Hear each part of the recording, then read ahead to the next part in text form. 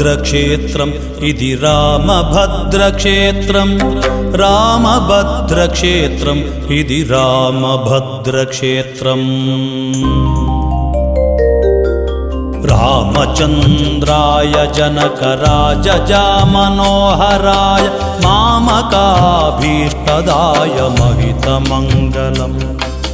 कोसलेशाय मन्दहासदासपोषणाय कोसलेशाय मन्दहासदासपोषणाय वासवादिविनतसद्वराय मङ्गलम् वासवादिविनतसद्वराय मङ्गलम् सद्वराय मङ्गलम् राय मङ्गलम् रामभद्रक्षेत्रम् इति रामभद्रक्षेत्रम् रामभद्रक्षेत्रम् इति रामभद्रक्षेत्रम् चारुमेघरूपाय चन्दनादिचर्चिताय चारुमेघरूपाय चन्दनादिचर्चिताय भानकटकशोभिताय भूरिमङ्गलम् ललितरत्नकुण्डलाय तुलसीवनमालिकाय ललितरत्नकुण्डलाय तुलसीवनमालिकाय जलजघटकदेहाय चारुमङ्गलम्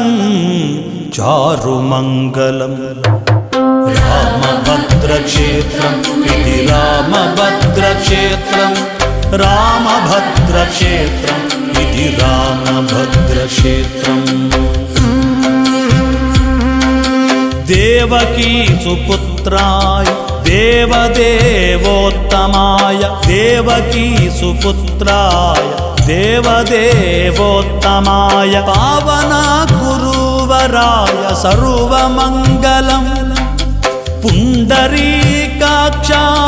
पूर्णचन्द्रवदनाय पुण्डरीकाक्षाय पूर्णचन्द्रवदनाय अण्डजवाहनाय अतुलमङ्गलम् अतुलमङ्गलम् रामभद्रक्षेत्रम् इति रामभद्रक्षेत्रम् रामभद्रक्षेत्रम् इति रामभद्रक्षेत्रम् विमलरूपाय विविधवेदान्तवेद्याय विमलरूपाय विविधवेदान्तवेद्याय सुमुखचित्तकामिताय सुभगमङ्गलम् रामदास मृदुलहृदय कमलनिवासाय रामदास मृदुलहृदय कमलनिवासाय स्वामी भद्रगिरिवराय दिव्यमङ्गलम् दिव्यमङ्गलम् रामभद्रक्षेत्रम् इति रामभद्रक्षेत्रम् रामभद्रक्षेत्रम् इति रामभद्रक्षेत्रम् रामभद्रक्षेत्रम् इदु रामभद्रक्षेत्रम् रामभद्रक्षेत्रम् तुमुकुंट आदिक्षेत्रम् तुमुकुंट आदिक्षेत्रम् इदु रामभद्रक्षेत्रम् इदि रामभद्रक्षेत्रम् तुमुकुंट आदिक्षेत्रम्